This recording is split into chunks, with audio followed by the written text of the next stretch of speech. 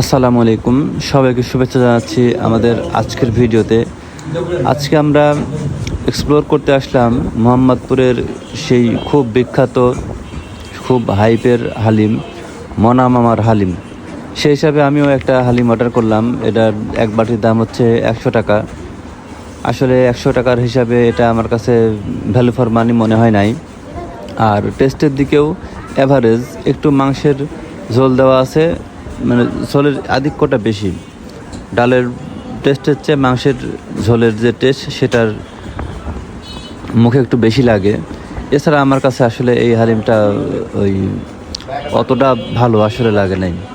মাংসের পিস বলতে সবাই হয়তো আরও ভালো পিস পায়, কিন্তু আমি আসলে সেরকম অতটা ভালো পিসও পাই নাই।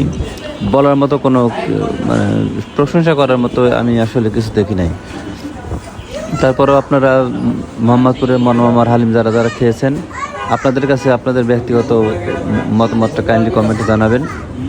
প্রয়োজনে আমি আবারও যাব, যে আবারও সেদিন দেখবো আসলে এই হালিমটা আসলে কেমন লাগে বা কী অবস্থা। তো সবাই ভালো থাকবেন, পরবর্তী ভিডিওতে দেখা হবে ইনশাআল্লাহ। আল্লাহ হাফিজ।